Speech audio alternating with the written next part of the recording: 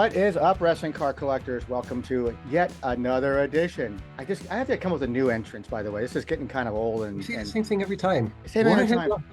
I just, what is up? So, here we are again. My good friend Paul from the Wrestling Card Price Guide. We're here to do our monthly recap. And what a month. What a month, right? I mean, what a month. A couple things went on. A couple things happened. Yeah, a few things. Yeah. But you know why we're happy up here in Toronto? Why? Because the Toronto Maple Leafs made it to the second round of the playoffs. And for those of you that know, it's been 2 decades in the making. And Boston got put out. So we get to play Florida instead of Boston, which none of us wanted. So go Leafs, go. But you can't take Florida lightly because they put out Boston. So, a lot of people are already planning the parades. And it's like, you know what? I've lived in this town for far too long to have any expectations. But Jesus Christ, we're in the second round. So I'll take that. Good. So let's get right into our right into it. So we want to start with what's new in April. Let's just go right into what came out new for April. Yeah, I mean, obviously we're going to talk about the rock sale and all of that stuff, and that's what the focus of this episode is. But, just to take care of our housekeeping, we normally start by saying some of the new things that happened this month. Obviously, of the big sets, we're still on Panini Prism 2023. That released at the beginning of last month, and it's followed into this one. Next one in line is Revolution 2023. I don't think we have an exact release date yet, but if everything plays out the way it should, sometime next month, so maybe June-ish, we should be seeing that product. What we did see is a lot of independent stuff, as always. A company called Santino Brothers that I know very little about. I learned about a lot of these. SoCal. Right. I learned a lot about these indie feds and these smaller groups through the cards. Yep. And then I'm like, oh, Santino, what's that?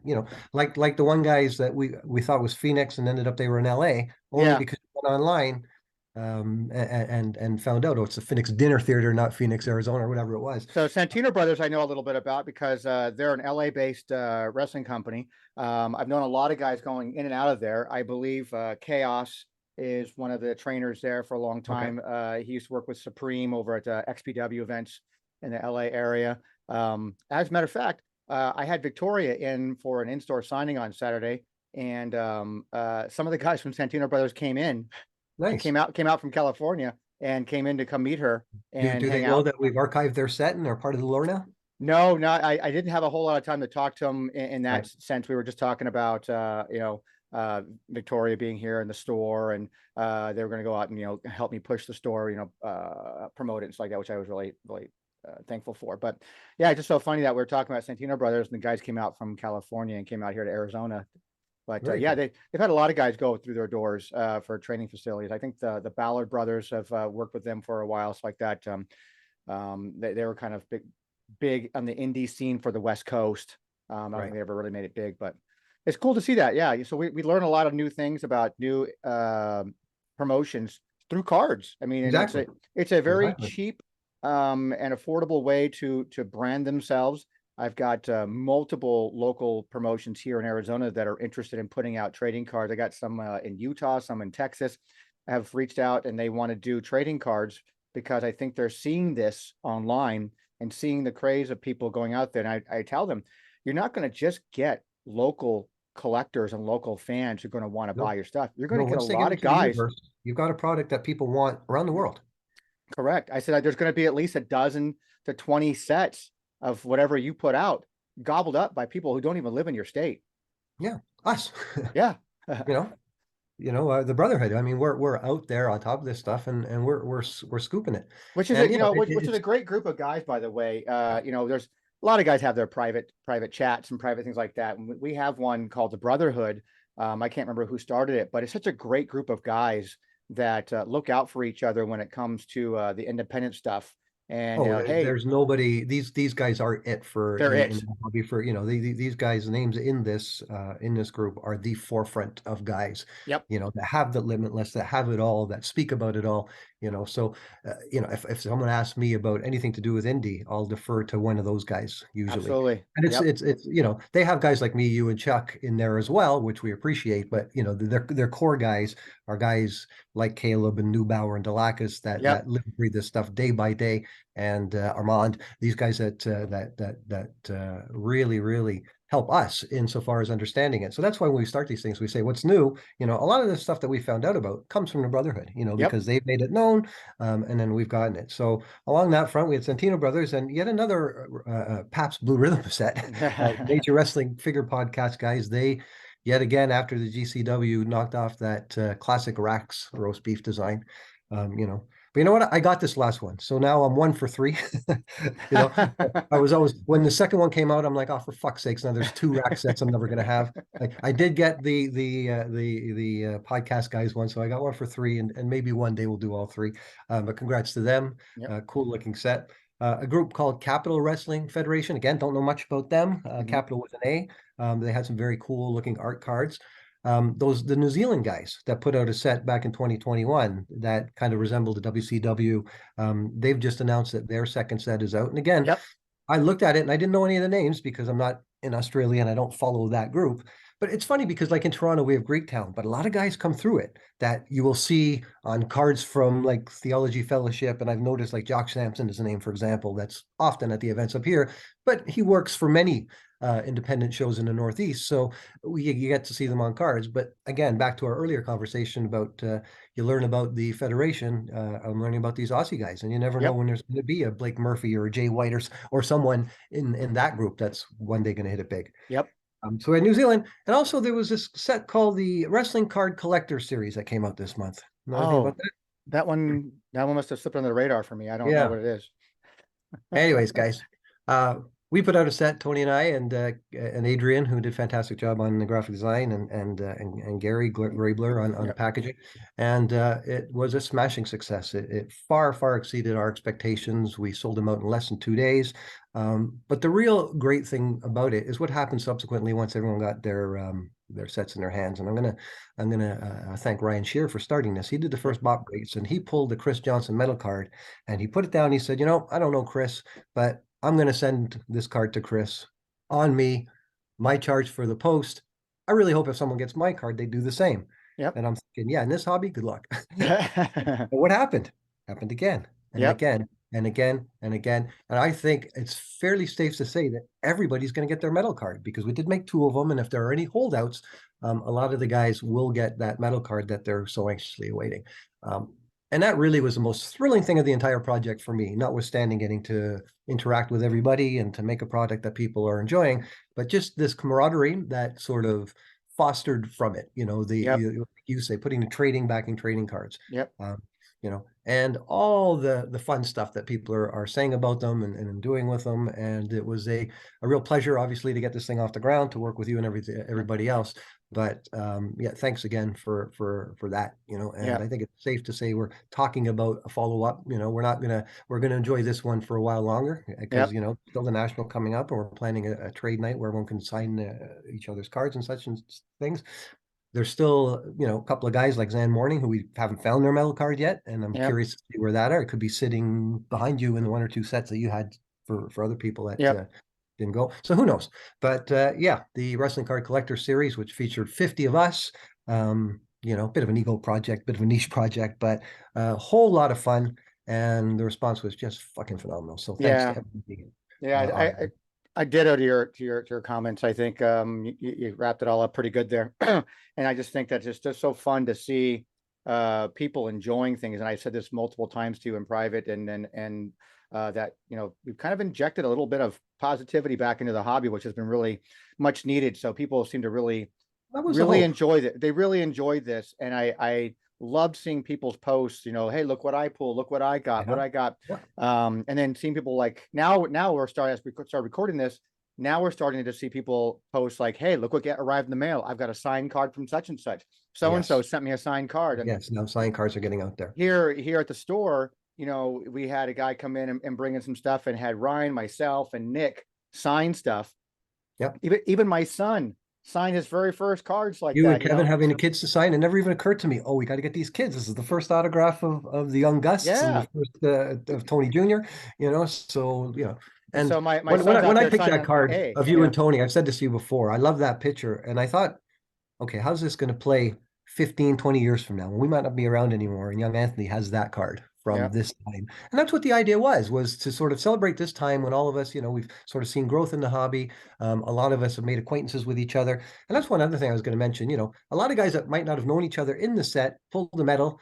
Person A doesn't know person B, but they know each other now, and people read the backs and it's like, oh, this guy shares my favorite wrestler. And the whole idea was that there was no hobby lines, no vintage modern. I put the word out there to everybody that I thought mattered. I readily admit I missed people along the way. And again, we'll try and make that right down the way. But the idea was to just bring a sense of camaraderie. It's too good one so quick. To bring that to the hobby and just have a project that we could all, have a nice memento of where we were in the spring of 2023 with wrestling cards. Because for me, it's been a blast, and I know it's been fun for a lot of other people as well. And look, there's been some divisiveness in the hobby, and we've always tried to sort of rise above it, not take sides, and try and foster that spirit of, hey guys, can't we get on the same side? And I think we realize we probably can't, but it's okay. We're going to keep doing what we've been doing to sort of move things forward regardless, and this was just one of those projects. So again, thank you to everybody on that. Yeah, I'm just thrilled the way it turned out. Design wise, packaging, the metal cards came out really nice. They really pop. I think people are enjoying them, and it's just it was a fun project. A lot of work was involved, especially on your end. But a lot of work was involved, and then definitely I was reminded why I hate packaging stuff and shipping so much, but I really wanted to get stuff out to people quickly as possible. So as soon as that first day, boom, I had things already out the door in 2 days after when Wow, you did it in record time. We spoke about that on the last episode with Adam and Ryan, that within 48 hours you had everything gone, and we're talking almost 100 pieces there. So that's pretty impressive. There's a few stragglers laying around because we've been kind of waiting for some people, international ones I haven't shipped out because for whatever reasons, whether payment or whether it be because someone's on vacation and they want that to be shipped while they're gone. So but it'll officially all be gone this week. Everybody. So one of the cooler things too was just from a sort of get your hands sort of wet point of view. We learned a lot along the way, starting from scratch with an idea. Adrian and I started it wasn't anywhere as close to what it became. It was just sort of we were taking inspiration from what the Joes did, Goat Jerseys and Five Tools. They put a few of us on some cards, and I thought, it'd be nicer if we included a few more guys. And it started off pretty small, and then it started growing. And then, of course, I came down to see you, and you came up with the idea of the metal card, and you had the facility to look after all of that for me. So, it was fantastic. Went up to 50 sets. We had a little bit of drama with some people in the community along the way, and we dealt with that. And then, more importantly, from a production point of view, dealing with the plant here, dealing with shipping, dealing with the metals, packaging them myself, we know next time where they're going to get packaged. How to cut corners, some things that we, and again, we always said $40. And in my mind, 50 cards in the metal for $40 is a deal, because usually I pay $40 for maybe 20 cards, and I've seen I think the Kevin Dust, MJF, I think I paid $30 or $40 for. And again, I'm not saying that that's not worth it, but I wanted there to be value so that, you get something substantial for that. And we could have maybe put a few more bucks in our pocket if we were a little more conscious about the production of them and shipping shit back and forth. But we learned, like you said, we learned for the next one. The shipping cost us some stuff is what happened there. So we learned all that stuff, and I know we ended up going. We had a price point in mind of what we wanted, as far as from a production cost we're going to be, and we definitely went above our high end of what our costs were going to be. But in the end, I still think it was worth it. And again, like you said, we learned some things along the way, and we know what to do going forward when we start doing some other projects. And we said 100, and we made 100, and we sold 100, and that's that. And people have suggested, you might have been able to sell a few more, maybe, but I'm ecstatic that we moved the 100 that we did. It's just a testament not only to the project, and people have said, put 50 guys in a set, of course you're going to sell 100. Everyone's going to buy them themselves. Well, not necessarily. We had a lot of people from not outside the hobby, but that weren't in the set that bought. We had one guy that bought 5 sets and has them on eBay right now and is making more money than us on the things. He sure is. We've had a few people who bought. From the orders I saw, I didn't recognize certain people's names, so I didn't know who was who. You cleared that up for me on some of them, but there were a couple of people on there who bought quantity in sets. Like I said, the guy bought the last 5 who weren't even in the set. They just thought it was a cool project. And then, on the flip side, there were a couple of people who are in the set who didn't buy a set. So you know, in the end, it still ended up being the success that it is, and I'm super happy And for me, the grateful. greatest thing is that on the wall there is now that set. Yeah, Personally speaking, I got you on a card. I got a lot of my buddies from the hobby on a card, you know. So selfishly speaking, if nothing else, just getting that done for me. That's why, you know, some names that weren't in the set, I would have wanted them to be in there because I wanted their card. You yeah. know, selfishly as a collector, you know, this is what I do. So you know, getting it made was a blast, and just the subsequent reaction from all you guys has been phenomenal. So, anyways, thank you on that. Thanks, everybody. So what do we got? We got coming next month. Like I said, I don't think we're going to see Revolution until the following. Should I even mention Upper Deck in there? At this point, You it's know, like with Upper Deck, it's. I'm sorry. Upper Deck stuff they has have dropped the become ball. it's become comical at this point. Really, it has been. It's such an interesting property they had. I'm watching this old Card Life TV episode that I did talking about how it's so highly anticipated. It's going to be big, and you know, and I think the initial run of it was big, but it's let itself down because of the company itself has let it down, and I don't think they treat the licensing very well, in the sense of putting out stuff. I mean, I guess we're just talking from the outside looking in because we Yeah, don't know what the dynamics are I'm sure working with it. there's Yeah, internal reasons. you know, Plus, so we we have the don't specter know. of Prism, or sorry, of Panini. So Yeah, we see what Panini is doing at the exact same time in history, and yep, how they're cranking it out every 2 months, or 90 days, or whatever it yeah, is, and quality, robust, record-breaking number sets, right? And this yep, is all happening today. So and Upper Deck has the opportunity to at least sort of leave their footprint, and they're slipping. yeah. It seems. It does, and again, looking from the outside in, I don't know what the issues are, why this happens, but it's got to be something, and it's from a collector standpoint, it's frustrating, especially when it's something you were looking forward to. So for the delays to happen, the steam it's gone. I mean, Yeah. it's just another. It's almost to me become almost like a glorified indie set now, where it just comes out every once in a while. It's like that, and even most of the indie sets are I don't know. From top to bottom, it's disappointing. As a collector, it's very disappointing. Yeah. Yeah. So But we wish them well, and we hopefully do. we'll have Absolutely. their next set soon, and we'll buy it, and we'll support it, and we'll talk about it, and we'll archive it, and we'll price it, with all that stuff. But anyways, should we talk about? I want to move into the market index first before we get to the top sales. Let's go to the market Oh yeah, I want index to do the first. index first, Yeah, let's do the index first. So, and then get into top sales, because the top of the top sales has got a bit of a discussion with it. Yeah. yep. So I want to push that off a little bit there. So, Okay, so you want to um, start with the well, you know what? We're going to get into the discussion. Oh no, market index. Sorry, I'm looking at we're the going to wrong market thing. index. So, Yeah. I mean, we're going to start off with what we do every month, which is the 2021 AEW Hobby Box. I'm almost at the Yep, point now. I think that we probably are going to have to replace this with something else. I think so. You'll Just notice I added the Prism at the bottom, just the 2023, so we could compare those two. I like But that. we've been looking at the two hobby boxes for a while, and they've equivalated. You can buy either one interchangeably now. The 2021 and the Yep. 2022 are both the same price. It didn't start off that way. Obviously, the second box hit the ground running cheaper, but they've leveled off. So now for around $75, you can buy an AEW hobby box, not the Spectrum. Obviously, metal's going to be more expensive, but Sure. just regular, you know. So that's pretty much settled. So maybe even we'll say goodbye to both those for next month, because we kind of see where they've sort of leveled out, and Yeah, they've I mean, we'll keep this for our records because someday down the yeah, road we might want to come back and see, like, a year from now. Hey, remember back when we used to track the AEW boxes? Let's find out where they are yeah, now yeah. from a year ago. Now the next one is really interesting, and it's interesting we're talking about this first before we talk about the top sales, because obviously we're going to talk about the Yeah, rocket 126,000 and what the implications were and what that does to the market.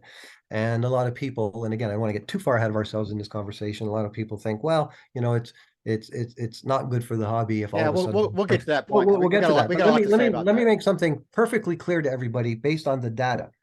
The 2022 Prism Hobby Box did not go up after the rock sale. In actual fact, it went down from last month. A About Prism Hobby $10. Box before the rock sale was worth more, and it was on a bit of a rebound. And we're going to talk about that, what the subsequent fall into the rock sale was. But insofar as Prism hobby boxes, it had no influence because, in fact, Prism hobby boxes went down. And I'm going to talk about the Andre Black when we get into the discussion, Yep. because it, in fact, sold for half of what it did a year ago. So it too was not influenced by the rock sale. But anyways, we're getting ahead of ourselves. But Yep. that's the takeaway, and probably the most significant thing about our market index this month is that Prism went down. This is 2022, Yep. right? When everyone said, now what's going to happen to that product? It's going to be artificially inflated. Not so, guys. Just didn't happen. 1985, Topps Hulk Hogan, down a little bit from $28.61. And I have to say, Tony, I was the happiest guy in the world about a week ago when someone on Twitter put a bunch of Hogans up and asked me, what are these worth? I'm like, that I know. By memory, I can tell you that's a $35 card. I challenge anybody to argue with me on that, because I got 2 years worth of data that says a raw yellow 85 Topps. No peaches, worth a lot more. Yeah. The Topps, $35. It slipped a bit down, either 38, 36, 35, but there's a couple of low ones. All it takes is a poor quality. Yeah, I think it's going to probably, 21, I bet this time next month it's going to be still around the same back up to price. 35. And Yeah. remember, these are raw, and I should mention that we're seeing less and less of them raw. More and more of them are going to grading, Yep. right? And I think one graded particularly high this month. Again, I don't follow the PSA registries. That's not my lane at all. So I couldn't tell you what the universe are of this stuff. All I can tell you is that a raw card, like you'd end up in a binder here, is for the Hulk Hogan, $35-ish. Yep. Blue one tends to be a little less popular than the yellow, maybe because it's number one, but even the blues, the number 16, 17, whatever one that is. 16, yep. 16, that one gets two. So no movement there to speak of. Yep. But where there was a bit of movement down was on the 1991 Impel base set. Look at these, Tony, $8, $8, $6 for the entire base set of 100 and something odd cards. So, but then someone paid 32. Correct. Yeah. And that goes to what we talk about often: time of day, time of mood, that kind of thing. But if you can buy that set for under $10, then that probably makes it the least expensive set that you can buy with so much in it. Yeah. Yeah. And we've talked about before in the past. I remember during the height of the pandemic, people were really trying to push this set, especially in grades. They tried to push it hard, and I just think it didn't take off that way. So I had to slow down the production. That's why you're seeing less of them. And there's actually some dust, and I think even some cobwebs on the printer. Yeah, so you might have to get those going again. But we had that discussion before. Do these cards deserve to be graded? Is there any incremental bump that's on a question. on a That's card a question for any set. regular? That's a question for any card set. Does any base card deserve to be graded? That's a whole different topic for a whole different show about talking about gradings like that. That's more than one show. And, I think you could do a show just on PSA grading, looking across the board at how it affects wrestling, and could do a different show every month and have some pretty good content there. And again, we don't talk, there are guys in the hobby, obviously, that specialize in grading stuff. And a lot of new products is getting graded. Some of it, justifiably so. Some of it you wonder why you're bothering. And we can never agree on what a 10 versus an 8 versus a 7 versus, it's not a uniform sort of multiplier, or, the delta from point A to point B varies from card to card, person to person, company to company. Company to company, and parallel to parallel. This notion, we're going to get into that in a bit when we start talking about the rock. Interesting that the Impels have pretty much ground to a halt. So like you say, start cranking or something. So now onto the 2022 Immaculate. That took a big hit. Yeah, that went down to under $400. The first couple of months that it was out, we were around $4.25, $436 last month, and it slipped below to just, there's a few sales, $432, $400, $404, but we work with averages. We take 9 sales, and all it takes is one to go for $357, $363, and that's going to bring down the average to about $395. And I think that's where we expect it to land, maybe $375 to $400. A lot of good shit in those boxes.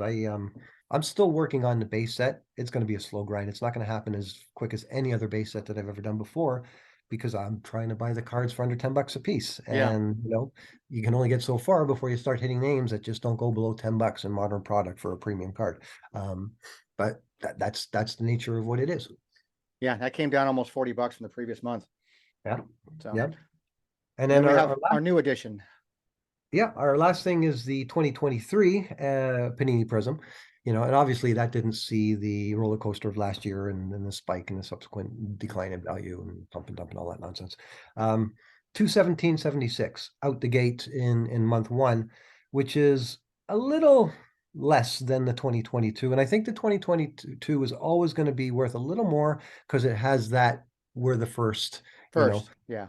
and when we get into the next discussion, we're going to talk about a card being preordained, that it's going to be worth more than everybody because we say it is before it's even made, and that kind of thing. But that's interesting. We'll be following the 2023 prisms as well for the duration of the year, just to see if that 217 sort of floats around the 200 mark, or does it get pushed down even further. I should say I was able to buy the complete set of 200 cards within the first week for about $50. Now I know that's quite a bit below market, and that was a friend of mine that I've done business with a lot of times calling me and say, "Hey man, we don't hear from you much anymore." I'm like, "Hey man, this is the Panini era. That's why you You don't have much for and me anymore. he says, I've got a complete set of the new. And I said, yeah, you're going to charge me $200 like everyone else on eBay? He says, no, no, no, no.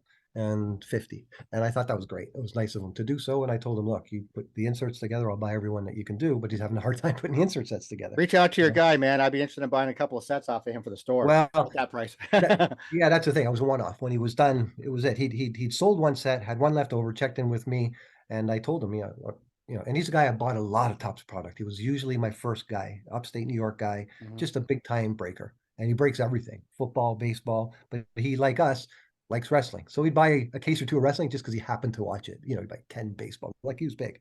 And he misses it. He says that the Panini era has kind of wrecked it for him on that front because he can't service guys like me anymore. I have to go and put the sets together one at a time, sending them via Maryland and Chuck to get them up here. Completely different world. But it's not the end of me. No one's given up. No one's waving a white flag. We're still contending, and we're still doing what we need to do. Which is, before we get into our top sales like that, which is actually refreshing to hear you say that, because we talked about this about a year ago, it's like that, and you were already like, it's the end of my era, it's the end of set building. But again, without all the information at the time, we made assumptions that as a set collector, you're probably going to be dead in the water. But yet you, a longtime set collector, have still found a way to collect. It's not the normal way you're used to collecting. Right. But I might be the only one. It doesn't matter. I mean, you were probably you were also limited anyways. There was a very few of you to begin with, anyways. Yes. So if there was, 2% of the collecting world was set collectors like that, now it's 1%. I mean, it was more. It was more. I mean, there was a time where you just see more people buying sets, but unfortunately, you just can't go out and buy an immaculate base set. You can't buy an impeccable. Of course, base I set. mean, it's very even hard to find lots. It's like right now, if anybody's got a bunch of immaculate base that they want to sell me, please, but you just don't see it. You see the relics, easier to find in the base. Well, you're also speaking of one release. I'm talking about from the grand scheme of the hobby as a whole. Now, we can't have one exception and say, well, this has become very difficult, therefore all of them are difficult. But yes. But you still, my point is, you still manage to find a way. Right. And if you really want to be the set collector, it changes the way you used to be a set collector. And if you're, I like to thrill the hunt. So I know you like to be a one and done, buy it all in one shot and be done with it kind of thing, and add it to your wall. Too, I might be, a little older, a little more fortunately financially than others that I can still withstand this. But Chuck, for example, has had to back off on some of this stuff because you just can't afford to spend with shipping $1,500. Again, and I agree with that too. There's guys like that too, and unfortunately, but Chuckster, even himself, he still managed to go out and get some sets that he never had intention to get. He's like, well, I'm out. He's like, I'm out. And he goes, you know what? Select. We both got all 400. And he's like, you know what? I'm having fun doing this. I'm having fun going out. I was going to like 18 of my favorite guys in the set. Next thing you know, I've got 40. Then I've got 75. Like the way he did Spectrum, and and there's very few. I don't have a Spectrum set yet. I've got an offer out on one. I know what I want to pay for it. The guy wants more. As soon as he's willing to give it to me for what I want to pay, I'll have it. So at this point, I'm the only one out there that probably is still looking for it. You know what I'm saying? The whole set. So in that sense, I get your point, but I was never going to give up. I mean, I've got a vested interest in this hobby, and I've been doing it since day one. So I'm going to do everything I can, because this, for me, it's not it's the doing of it. I started off collecting just a few, and then all of a sudden, over years, it turns into something. So now there's a very intense sense of pride to make sure, oh, this is a major set that I don't have, I should do, and that's the way I approach it, and again, not everybody could do it the way I can. And I get that. I readily understand that if it was 20 years ago, I would not be spending this kind of money on Panini cards. I just wouldn't be doing it. But, I like the cards too. I think they look great. I do think they're going to hold some of their value, but again, All right, so let's get into the top sales of the month while we're as our next subject. Now let's get on that. Let's get on it. Well, So can we much say to go by on this can we one. say the top sales ever? Yeah, can we say that? Yeah. Absolutely historical month, guys, in wrestling card sales. I mean, unless you've been hiding under a rock, no pun intended. Ah, The Rock Black Prism sold for $126,000 on PWCC auctions about 10 days ago. It shattered the previous record held by the Hulk Hogan graded Wrestling All-Star. It's first wrestling card ever to go over six figures. Yep. Absolutely phenomenal accomplishment. Now, we did do a video the day after, so we're not going to rehash everything and talk about the significance of the sale. But let's leave the discussion about the significance of this sale when we finish the top 10 here. So I guess we all know that was coming. Yeah, because I do want to chat about some of the reaction. Absolutely, 100%. You want to get through everything and we'll come back. Let's get through with it and go back to number one again. So, well, on the same theme, a 2023 Rock Black Prism sold for 10,075, and you notice there's a little star there when you texted me. Hey, wait a minute. I'm like, yeah, I know. Okay. The sale got canceled, but we're still pointing out the fact that someone that we're aware of was willing to pay that and was publicly upset when he found out that he couldn't buy that card for that 1075. It was 15 grand Australian, so that's why the 10,075. And which, by the way, I want to point out and interject here. It's like that there was a bit of confusion and might still be with some people. They assumed that this card ended up being the record card. Some people got the 2022 and the 2023 mixed up. They thought that. I thought I could have sworn I saw a post or two or someone talking about, oh, well, this is going to end up being, not paid for or whatever again as well, or something like that. Well, from what I understand, the 2023 black that the seller did not own the auction on is going to Golden now. Yeah. Okay. And all right. And we're going to see, and my guess now is that it's going to get a lot more than $10,075. I'm also going to point out here as we go through this list, the top 10 here, 6 cards in this top 10 are all the Rock. Correct. And they're not all Prism. Nope. All right. So let's press on. 2022 Andre the Giant Black Prism sold for $8,400. I mentioned earlier that this card sold in that Magic Week in April in 2022 for $15,000, along with Gable Stevenson, and I can't remember the other one was Warrior or someone like that. So now it's sold for perceptibly half of that. And this is after the Rock sale of $126,000. So the notion that all Prism was going to be artificially inflated, simply isn't the case. A lot of as far as sales go, there are people who are trying to put a buy it now type price on something that is astronomically higher than it was prior to the Rock sale. Right, and we saw that the next day after the Rock sale. Oh, of course, there was a bunch of auctions where people were taking their hits, but that's nothing new. I can go to eBay now and I can show you some Vince Transcendence where guys are trying to get 10 times more than what they're worth, but let them. You've had talks with guys before about the Correlazon de Leon and these guys that want to put silly numbers on prices. It's there's a Hulk Hogan PSA 10, I think, when somebody wants $135,000 for it up online. Yeah, PSA 10 of a Hogan, huh? Yeah. Yep. Right. Tops. Right. Oh, yeah. So $8,400 is still a lot of money for a Prism card of Andre the Giant. Yep. Next on the list is a 2020 Charlotte Flair Chrome Superfractor, 1 of 1, 5,655. So that's her highest sale ever. That's quite impressive. Yep. Next on the list is the Rock Gold Shimmer 2022. That's the front of the line, and that went for $5,340. That one was another one through Golden, so that's verified. Then we've got the 2023 the Rock Prism Gold at 5,100. So we know that the 2022 Drake paid 33-ish for his. Mind you, his was a PSA 10, so the grade pushed that number a little higher. Yep. This one this month, the equivalent 2023 sold for 5,100, which is still a big number. And we're going to get into this in a bit when we have a wrap up of the big one. We don't expect the 2023s to match the 2022, so we'll get into that a bit as to why. I don't think any card going forward. What in the 2024 is supposed to be 100 grand, and then 2025 is supposed to be 100 grand. No, we're going to talk specifically about the 2022 inaugural Prism and what that represents. Correct. Right.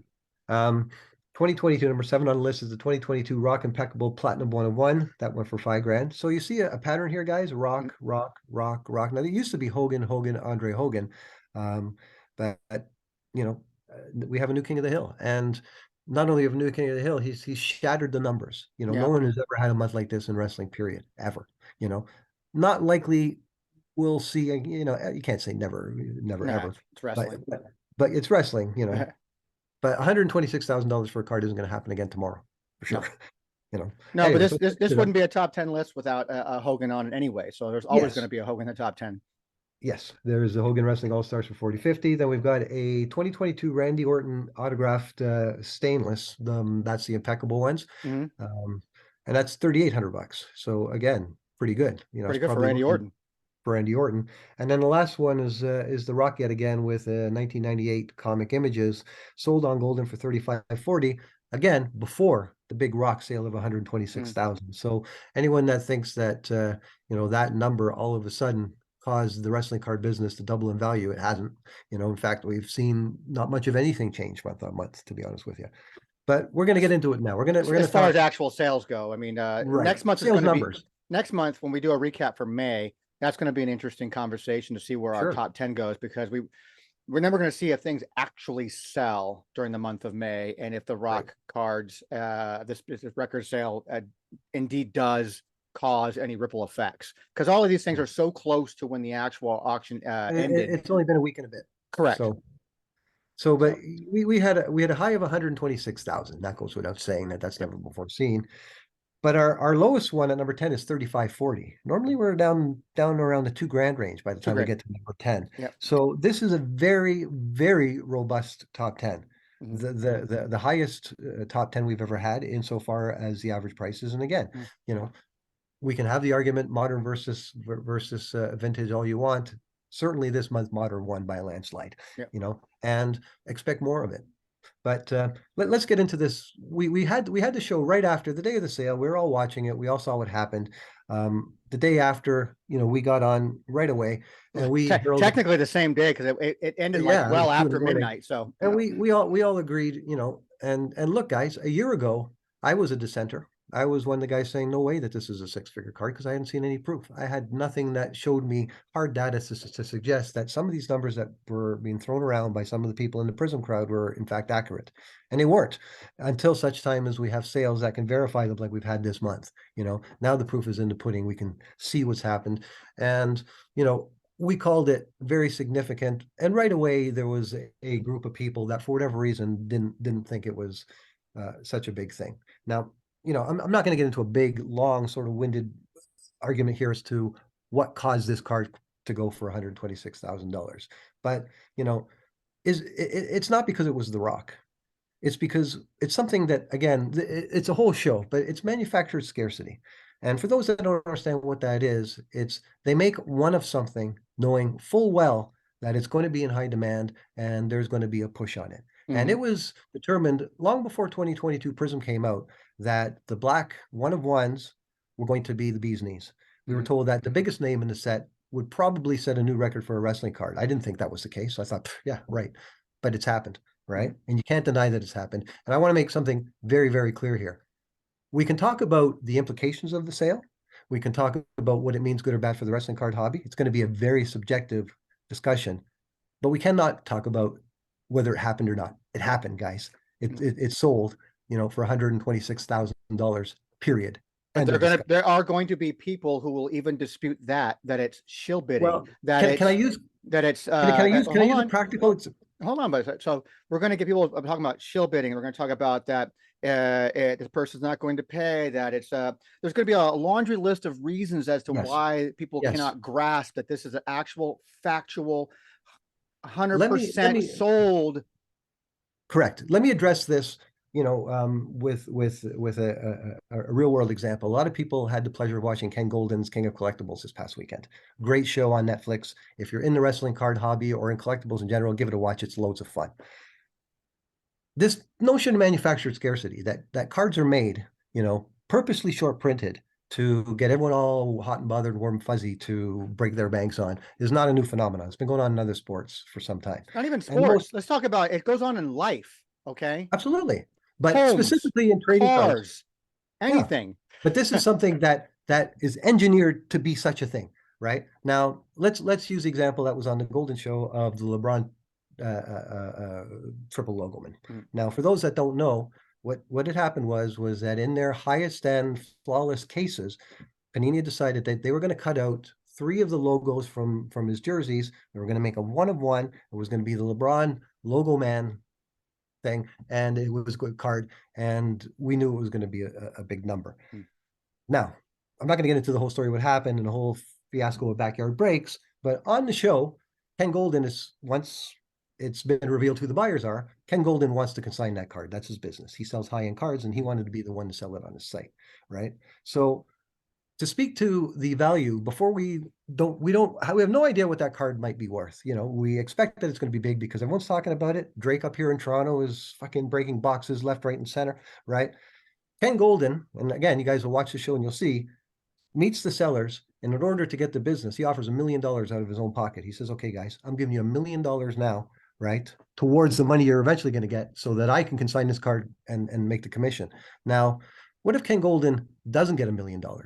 He's going out of pocket. So if that dude is willing to go, here's $1 million on this card, right? You know full well that it's going to do that at least and then some, right? Point number 1. So that's manufactured scarcity. And that shows in the real world how something made last year is like a lottery ticket. You can buy something in a box as part of a break, put in your 100 or 200 bucks or whatever to play, and end up with that card. Now, even more interesting to me is what happens the night of the auction. 1.6, 1.7, 1.8, 1.9, and it sits at 1.9. And just towards the end of the auction, Ken's phone rings and he takes a private call. All of a sudden, 2 million. Now, guys, I promise you at that moment, when Ken Golden took that personal call from a client of his and typed in $2 million, this is the final sale price of the card. At that point, probably on his accounting software, it probably said pending somewhere. On his website, it probably said pending. But I guarantee you 100% that whoever called Ken is not going to put $2 million, clear his own auction, unless he's 1,000% sure that the person that he's talking to is good for it. If the person that he's talking to isn't good for it, Ken Golden doesn't have a business anymore because his business is predicated.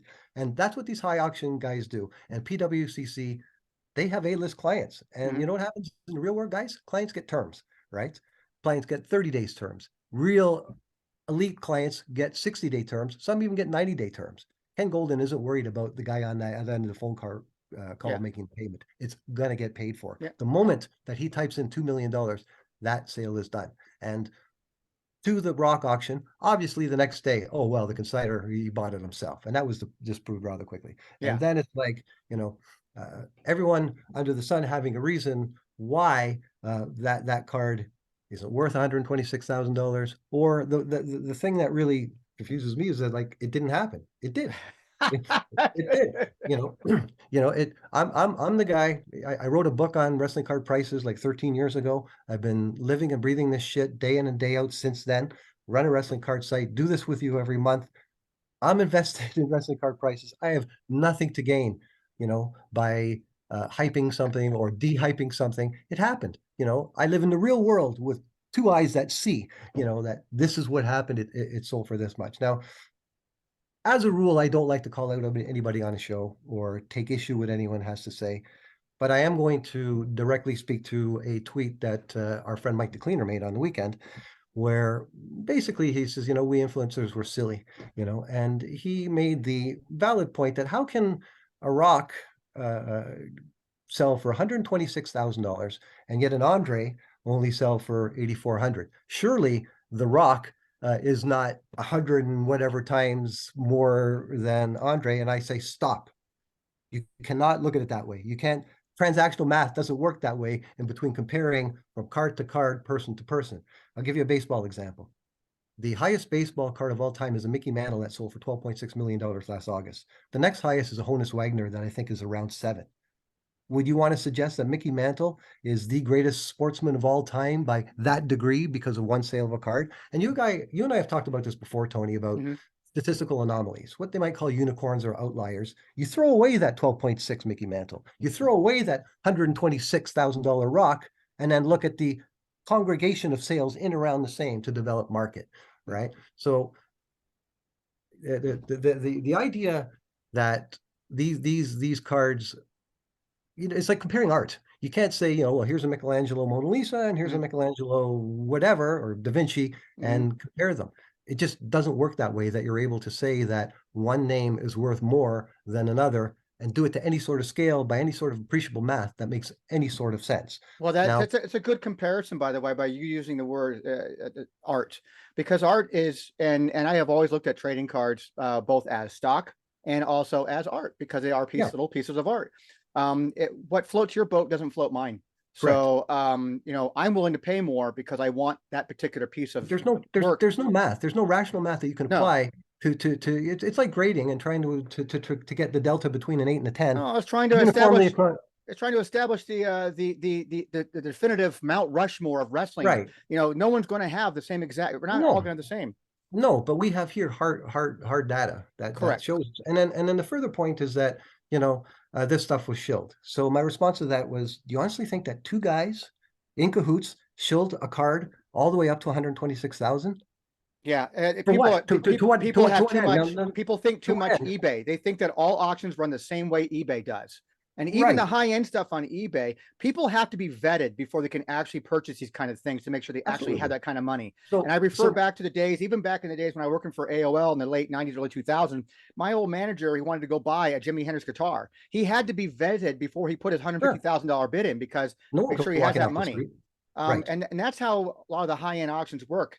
They just don't understand how these things work. Well, there's ways around that. There's ways around everything. But let's just pretend. Let's just pretend. We know it didn't happen. Let's just pretend somehow two guys were able to bypass the checks and balance system and shill this card all the way up to 126,000.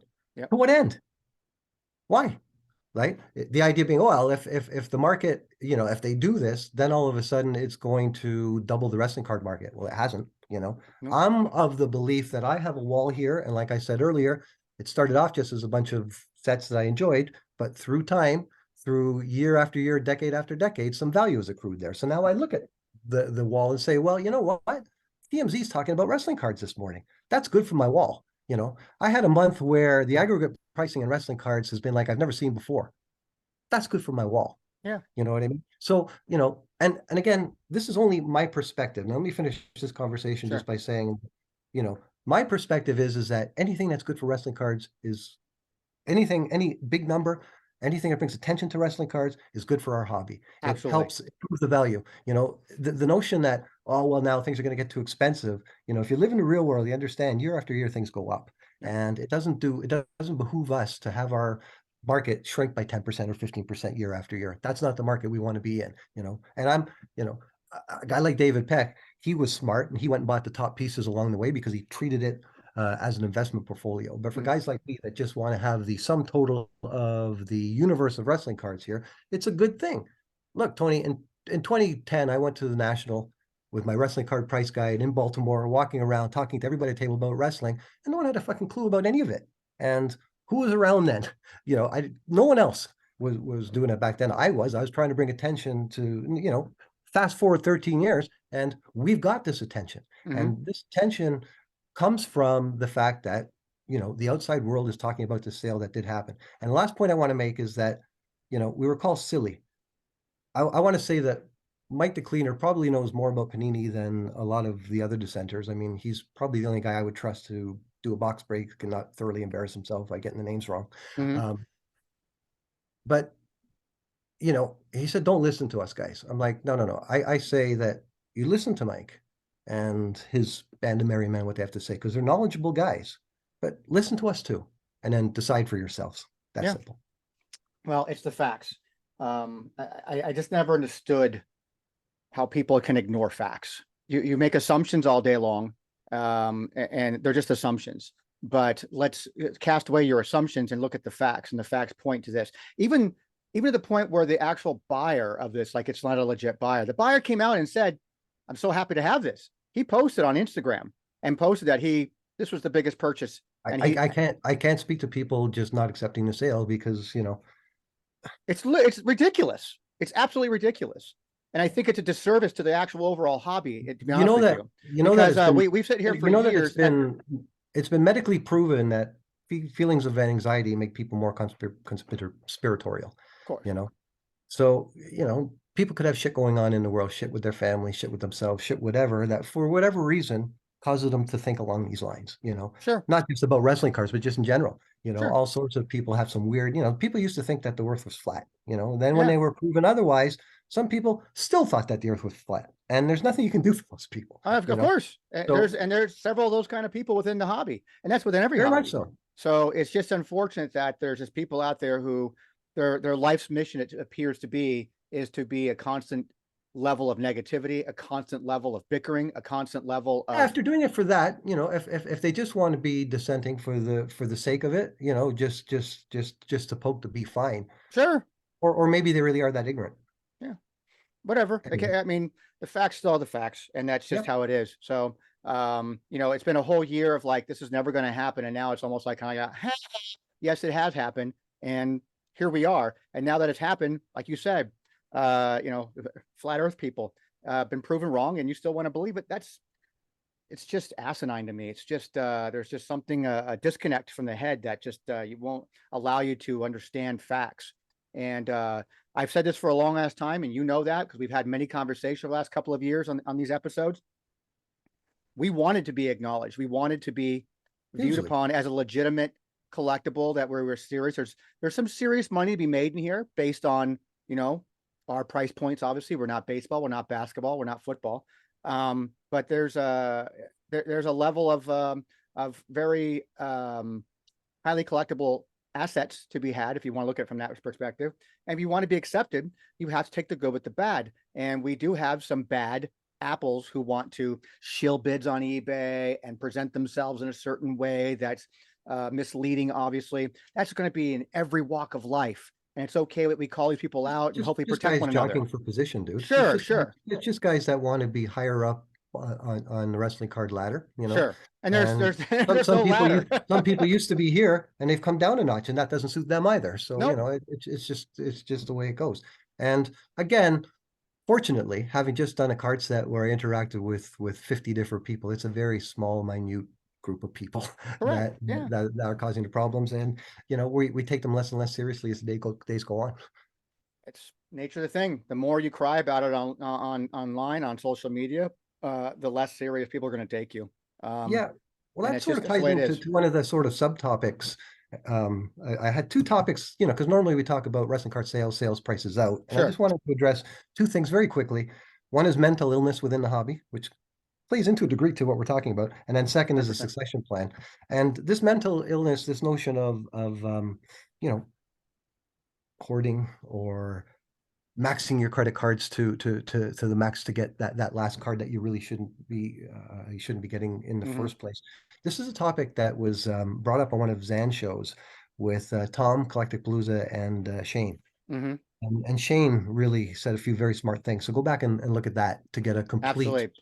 complete sort of look at the topic of how your mental health and what's going on in your life can affect the way you behave in the hobby. Not only the way you interact, not only the way you behave, not the way you might respond to certain things on Twitter, but how Your you might buying spend, habits. yeah, how you might spend your money, right? And it's a very important thing to understand that, this is supposed to be fun. And every time we get into these discussions where two guys are scrapping at each other on Twitter or arguing about the value of something where it's never going to get settled anyways, it's supposed to be done for us to have a good time. This is fun, right? Hmm. But it's not fun when you see some of the conversations go back and forth between guys and you realize, yeah, these guys really don't like each other. You see Uncle Danny and Rob and you think, yeah, maybe one guy has it coming to him, maybe he doesn't, but it's just sad for this to be put on display. It's one thing And when you get accidentally invited into a chat group you're not supposed to be in, and you see what people are behind the scenes. That's one thing, but it's another thing yeah, when it's on a public yeah, display. yeah, yeah. Like when all of a sudden you see guys that you think you've known and they don't know that you're watching you talk about someone else, Yeah. and you're realizing, man, this is a guy I respected, and I hear the way he talks about other people, and all of a sudden, I think a lot less of him. Yeah. But again, that's just the nature of people, I guess. Yeah. And we've talked about that before. When we get a bunch of people into a room, you know, everybody's going to want to jockey for position and do what's best for them. We say that we have the hobbies best at our hearts, but we probably have hidden agendas. I mean, I'm a collector. I spend money. I'm in this. I spend time with you. You know, I'd like to think that I tried to do everything I can to bring the sides together.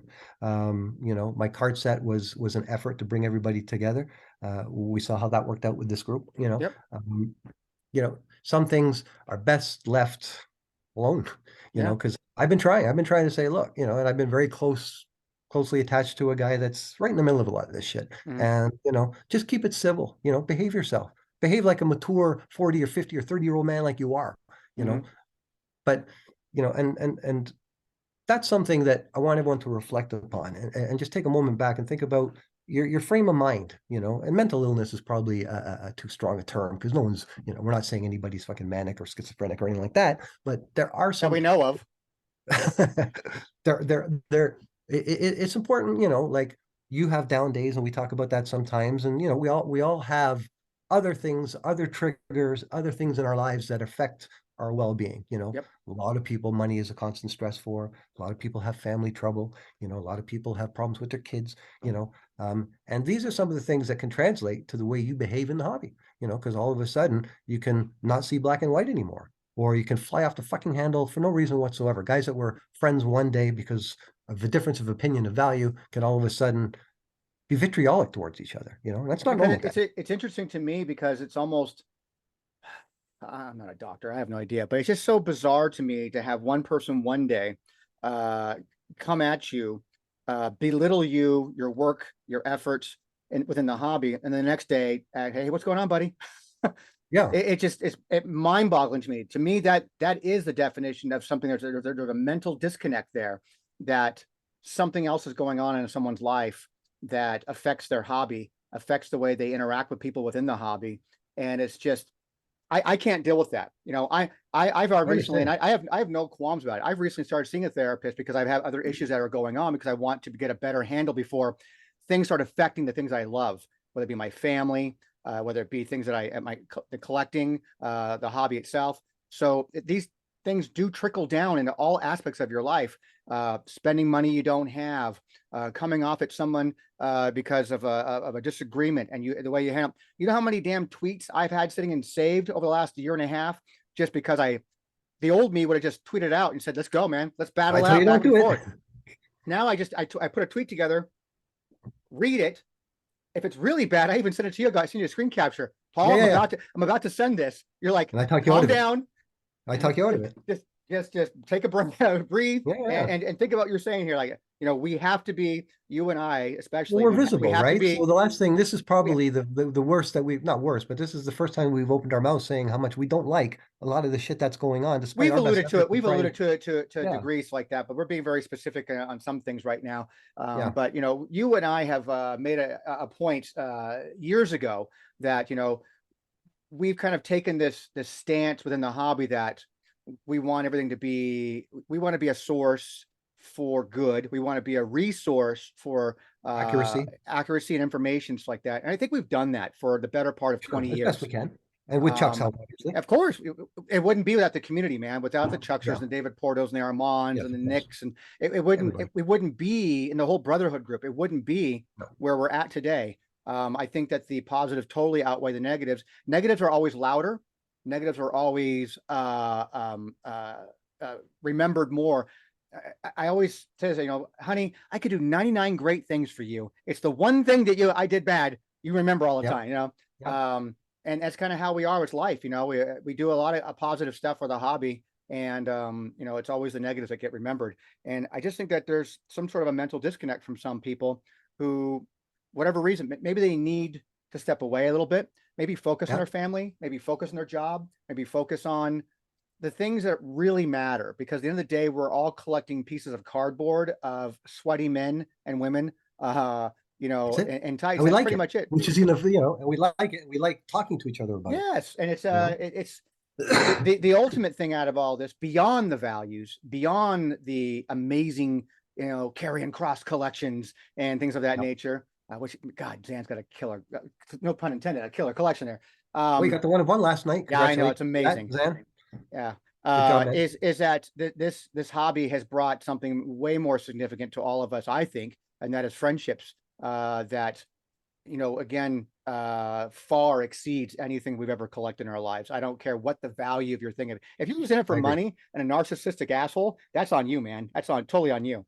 To me, it's just about the friendships and camaraderie that we have with each other. I respect that more than anything else in this hobby. Yeah, me too. And I've still, always said that playing. I'll still speak out on the shit disturbing because Of course, absolutely, there's just no place for it. there's none. Like, And I will that's always not say what that we're all about here. that WTC is always going to play Switzerland. I don't care if you want to go, well, I'm not going to be Switzerland. I'm going to tell it like it is. Then you be that negative asshole and you go ahead and do that. Me, these guys, I'm just going to go and like continue to keep doing what I've been doing long before you guys were ever even in the hobby. Yeah, exactly. Like I'm the first guy to admit that I was wrong last year on Prism and on the value of the rocks and all of it. When Jamie was saying $50,000 for a gold rock, I'm like, Jamie, I love you to death, but no, right? I was the first guy to say I was wrong the day after that Thursday when I saw it in black and white. Again, I don't have a vested interest. I want facts. When prices were being thrown around spuriously last year, I was calling people and saying, why are you saying this? Why are you saying that? It's no small secret that Gelman and I, we tolerated each other. We were civil with each other, but we didn't groove with each other because he was on one side and I was on the other, and it's not a me Gelman thing or a me Mike the Cleaner thing or anything like that. Mm-hmm. It's we're on the same side here. But when you start making up shit, when you start just, twisting the facts for your own purposes, to try and make sense, we're going to catch you. We are, we know better. We're going to point you out. And we're going to say, no, sorry. Like, for example, I made a note here, Pro Wrestling Junkie, and the reason why I wrote that down is because someone shared a tweet with me the other day where Pro Wrestling Junkie was taking credit for the success of wrestling cards this year. No, sorry, guys. Yeah, guys I mean, I love the work and what you guys are doing and stuff like that. Corey Bastion does it better, so Yeah. If that's the case, then Corey takes the cake in for that. No one person rules this hobby. Nobody does. Nobody does. Nobody. I'm gonna touch on that. No one person rules this hobby. No one person is the hobby. No one person is the source of everything about this hobby. We work collectively together. You can go on podcasts and say I'm such and such, and I know more than anybody about wrestling cards in this hobby, and they might think that that's the case, but the real people that know. So you're just making a fool of yourself 100%. If you're out there, if you're out there trying to say, I know, I'm the guy, everybody else line up behind me, the guys that should be saying that, two of which are us, we don't say that. I don't even say that. We're in that group, I think, that have been around and done enough that we have a say. But the last thing I'm going to do is suggest that we have the final say. That what we says go, because it doesn't. But I'm going to call shit like Pro Wrestling Junkie that claims to be the reason why wrestling cards are successful. I'm going to call out. I called out Gelman a few times last year when he said things. When all of a sudden he started ripping on the old on the old school guys. I'm like, I'm an old school guy. What the fuck? You know what I mean? So it's that kind of thing. But it's understanding that when you're going to start saying stuff like the Rock Prism sale didn't happen, then you're making shit up. And there's no place for that. Yeah, I agree. I totally agree. I mean, we can go on and on about this, and this is not about a rant. It's not really supposed to be a rant episode, but I knew that we needed to talk about this. We warned people that we were going to get a few things off of our chest because it is kind of frustrating month after month after month to sort of suck it in and know that shit has been said on the month that, I'm glad that our card set went off without any trouble. And I thought there might be. And the plan was always just to be Ted Lasso about it, just be cool, just be happy. And I'm so thrilled that it didn't become a point of contention for anybody in the hobby to use our card set as a thing. And it really accomplished something nice for everybody. And that's what you and I have in mind. That's what we're working with Adam and a bunch of guys for the national with a trade night, with a dinner, with a signing night, with sponsorship potentially from not only Panini but other people within the hobby. And all this stuff we're going to announce. So it's we're doing all this stuff for the benefit of all of us, right? And it doesn't work if you've got a group of guys that are just trying to fuck us around at every turn by making shit up, by causing trouble, by disagreeing. Like enough already. I can't say go away, but if you got nothing good to say, then keep quiet. Some people just want to watch the world burn. Yeah, I guess, But So yeah, I mean, I don't know. We have anything else for this month? yeah, I one more thing, Well, and then I'll let you go. And okay. this is Well, just let's get to that. All right. So I think we want to kind of close out here with the. I think we had the succession plan for your collection, so like that. So let's. I'll let you take the lead on that. yeah, I was topic that came to mind because I've been watching that show Succession on HBO. You know, dumbest kids ever, like the Rupert Murdoch family. Good show though. And it got me thinking about, I wonder, we haven't talked a lot in these sessions or a lot of other videos about sort of succession plans. And I guess it's real easy when, when you have kids that you just assume that one day you're going to pass along your collection to your kid, or yeah, as you would. But one never knows, you might have a son or daughter that could care less about your cards, and all they're going to do is going to dump them at the first chance you look the other way. So, obviously if you spent a lifetime in the hobby with your offspring, then you feel pretty good about it. Um, my case in point is Susan and I never had children, and if all of a sudden I was to drop tomorrow, I leave her with a great big fucking bag of shit to deal with. You know what I mean? And you've subsequently you've met Steve, so I feel a little bit better that you Yeah. guys. But in order to turn this into what money that would go to her, there might be some thought is to go into it. And a lot of people, and this goes beyond wrestling cards, when they get older in life, they don't prepare wills, and you often don't get a warning when you're about to exit the planet. So Mm. I want people to think about that, and you don't necessarily have to have a massive collection like I would or some of the vintage guys would.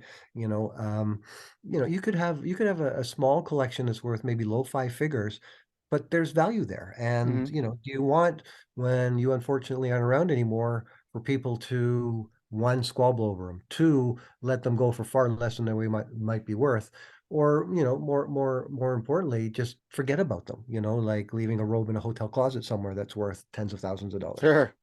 So think about that, guys. I mean, me personally, I've got a plan in place that involves you, that involves Chuck, that involves my buddy here, that involves a lot of back and forth, because I want it to be handled as best as it could be handled under the unfortunate circumstances at the time. Hmm. And having a will is just a good thing, because it settles a lot of things that you might take for granted, but might not be. All it takes is to have a second kid or a third kid or a nephew, or, what have you, or an ex, or everybody's family situations, like, you know, uh, I don't have a lot of family left, just by virtue of the fact that my parents were very old when I was born. I was Hmm. only child, and they immigrated from another continent. So we were, and that's not a bad thing or good thing. It just is what it is. Hmm. So, a lot of people think, oh, it's, the people that are left behind are going to take care of me.